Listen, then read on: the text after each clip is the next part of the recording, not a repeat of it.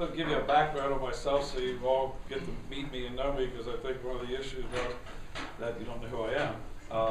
I did not wear a suit tonight on purpose because I wore my Keystone Correctional shirt, because this is what I require my staff to wear when they're in the building, a Keystone Correctional shirt and either white slacks in the summer or dark slacks in the winter.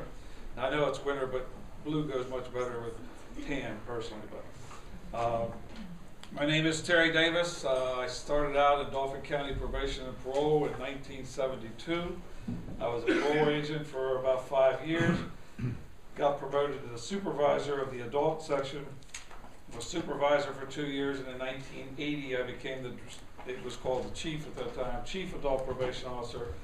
Eventually the judges changed the title to director, so technically I was chief director. For 28 years I ran the Dauphin County Probation and Parole Department, which is the third largest probation and parole department in the state of county probation in the state of Pennsylvania. However, when I started, there was only 17 probation officers as the chief, and when I ended, I had a staff of 126. I also then, during my career, did a lot of probation and parole programs. I come from that background. I'm a criminal justice person. I am not a bleeding heart liberal. I'm very, very conservative, and I'm very, very court-oriented, probation-oriented person. In 1990, we were getting rid of our warden. And I thought, well, I was going to apply for the warden's job, and a couple of my judges said they didn't want me to do that. They wanted me to stay as the chief probation officer. And I posed the question to them is that the problem with the system is we had 10 men on work release in 1990. We had a facility that housed about 500 and some prisoners, and only 10 men were on work release. I said to the judge, I said, that's a problem, because as a probation guy, people go to jail, they're incarcerated for a period of time. Many of them had jobs when they went to jail, but in this 3, 4, 5, 6 months that they serve in the jail, they lose their jobs. And then as a probation guy, it's my job then to pick up the pieces and start all over and get these people to be successfully discharged. I also have to say that when I became the chief probation officer, Dauphin County collected a grand total of about $300,000 a year in fines, costs, and restitution. Within 2 years after my, 3 years after my promotion to chief probation officer, I hit $1 million for the first time ever. When I retired, we were collecting for about the last 8, 10 years, somewhere between $5 and $6 million every year in fines, costs, and restitution for criminal offenders, paying their debt, financial debt, back to the society, back to the victims of these crimes. I'm a big, big believer in that you don't go into the system and walk out for free. You got to give something of yourself in order to be successful. And fines, costs, and restitution is a major part, in my opinion, of the criminal justice. I fought with counties and state probation for years over the philosophy of collecting fines, costs, and restitution.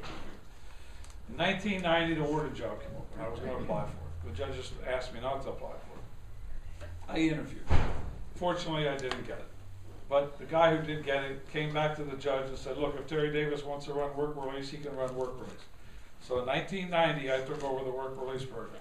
It was still housed in the Dauphin County Prison. I wrote a grant that brought in a module trailers to put people in work release.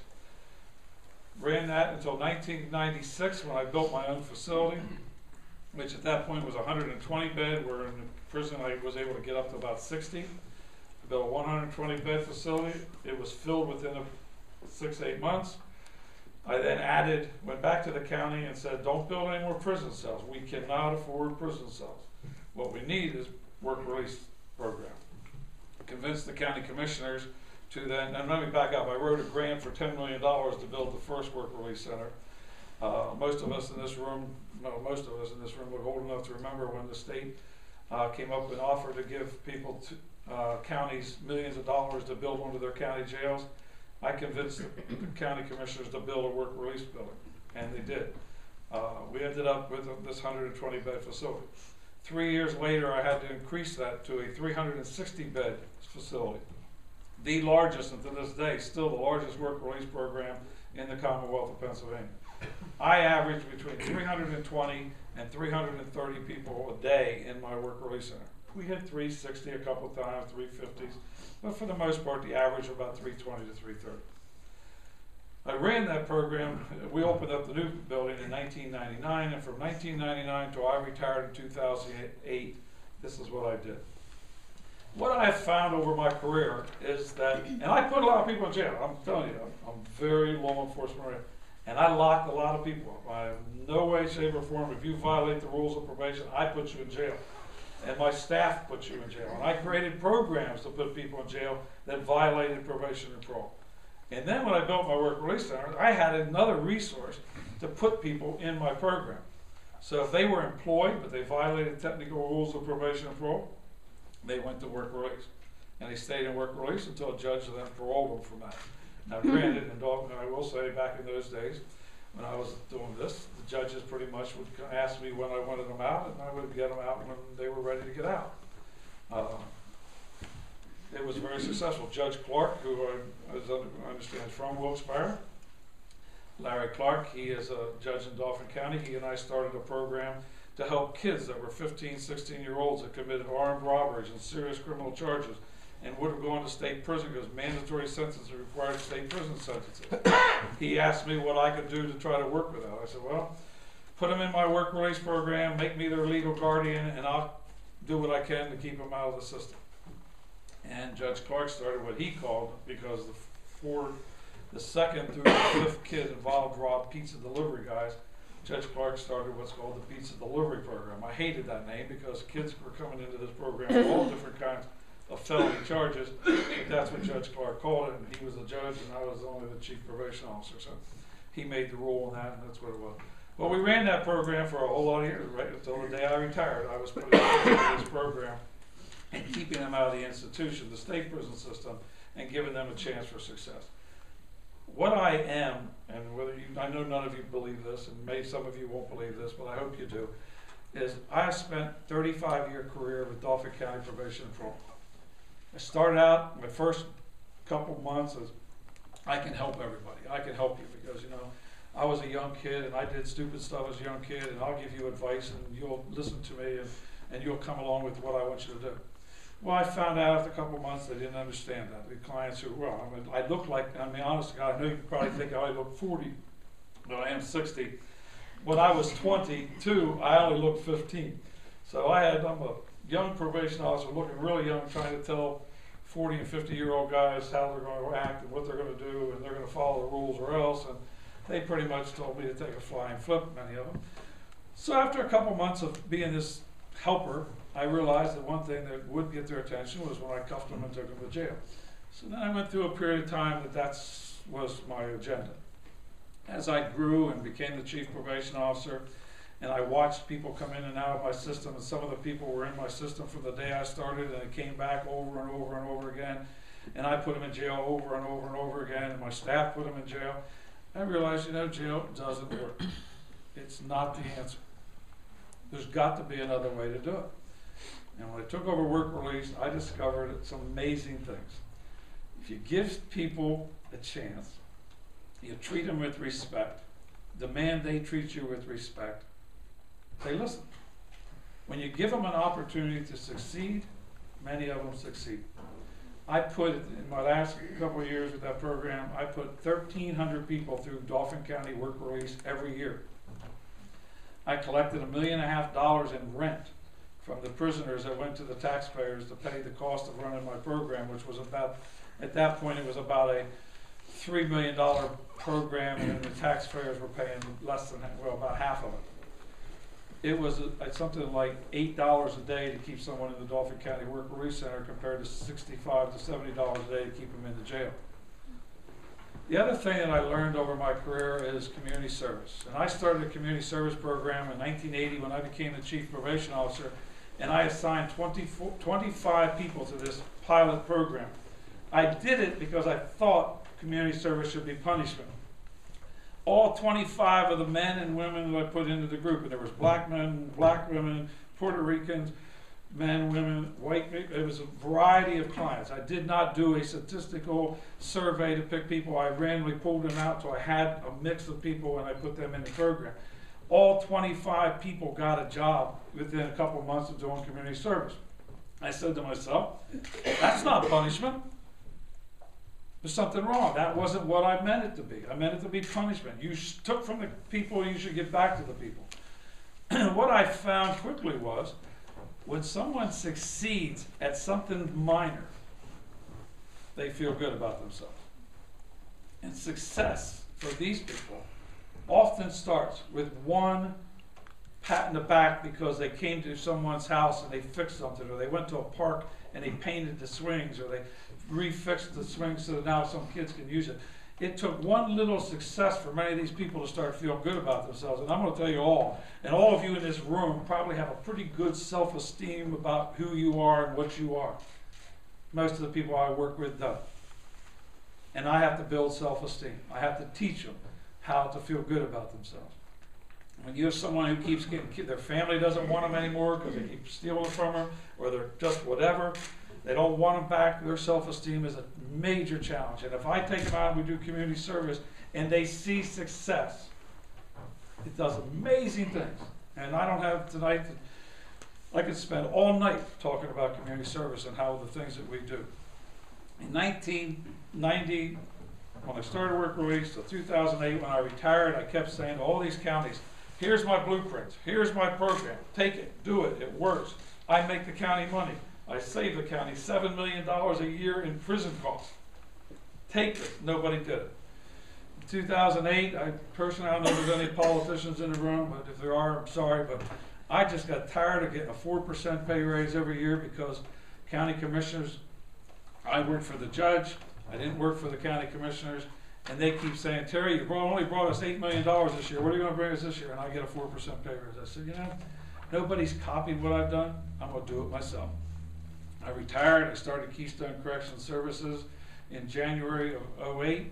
Actually, it was incorporated December 17th of 2007, which I didn't realize until the other day.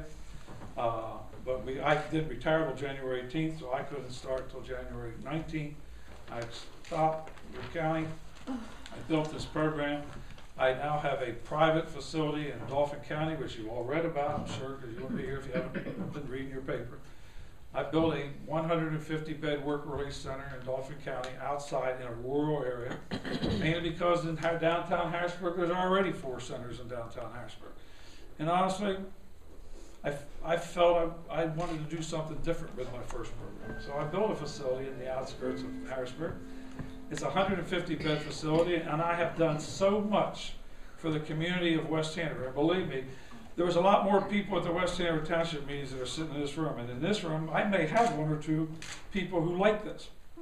In West Hanover, I had nobody like this. And I did it anyhow. And I built the program. And now, last month, I just went to the Planning Commission and had a 7-0 vote to increase my facility to 250 beds, from 150 to 250. Why? Because I'm doing it right. I'm not copying other programs in the state that are screwing up. I did my own program. It is a work release, self-esteem building program.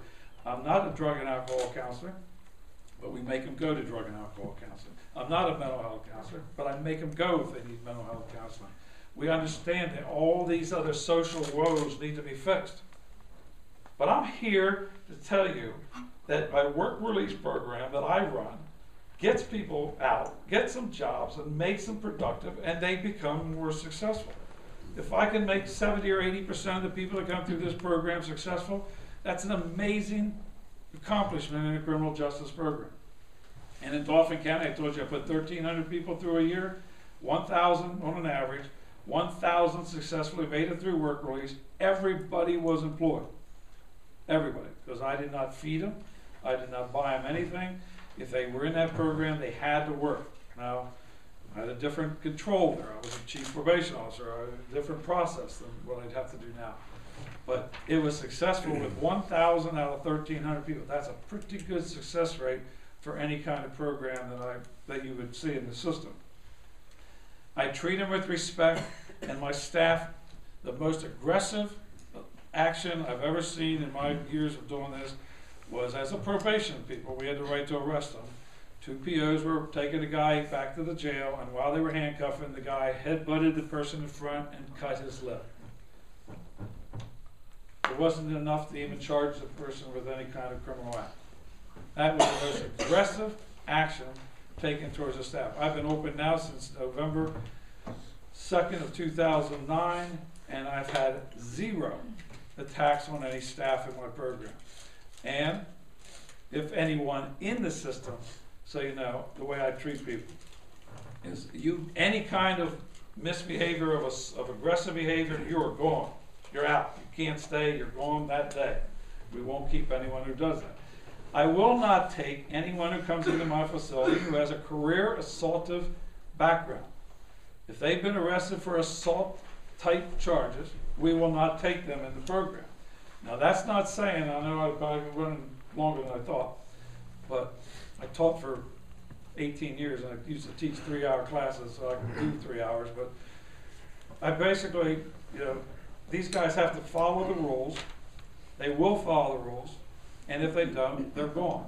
I will not take anyone who is a sexual predator.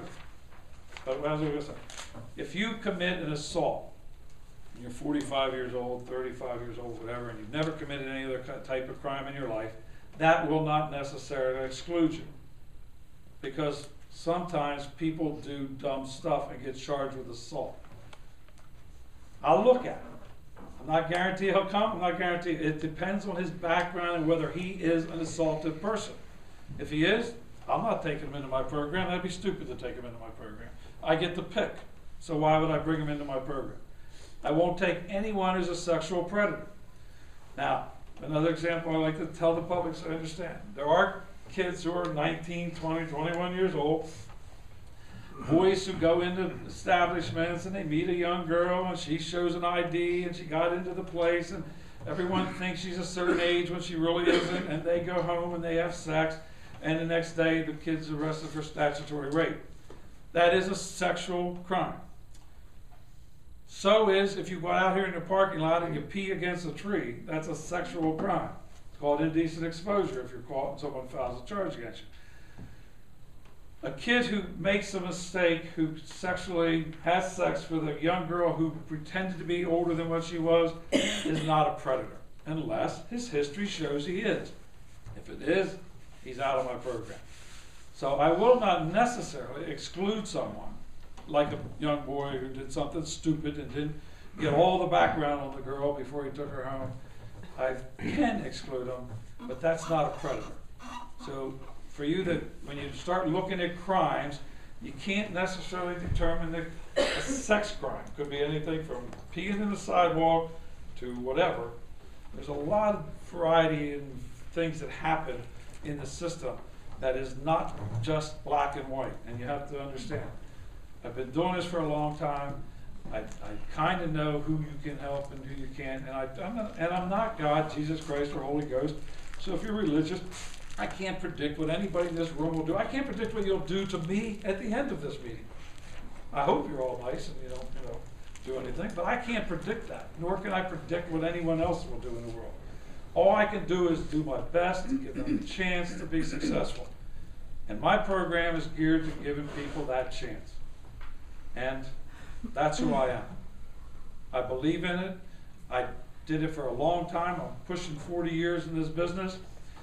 I have not burned out, and if you think I have, you haven't been listening, because I love what I do. I loved working for the county. I love what I do now. It's a great opportunity to reach out to people and help people, and that's what I do. And I love it. And I'm going to try my best to get a center down here in Wilkes-Barre, because I think I can help people in this area. I have guys currently in my center in Harrisburg that live up here, but there's no place for them to come. This makes sense for me. It gives me an opportunity to reach out to more people and give people a chance to be better people. And you know what? They live out there somewhere now anyhow. They're all over. They're in my neighborhood, they're in your neighborhood. And someone in the paper said, well, Terry Davis, you ought to build in your own neighborhood. I built one in my neighborhood. I live 7 minutes away from my facility. And believe me, I had West Hanover Township crime rate has gone down since I built this program. So it's not, they don't commit crimes near my center. They don't. They know I'm watching. They know my staff is watching. They know we're watching. Doesn't happen. So with that, the 1 minute sign has come up, and I'm gonna follow the rules, so I will stop and be available, and I'm here until the last person or you close the door. I'm staying overnight in Wilkes-Barre, so I can be here as long as you need me. Thank you very much.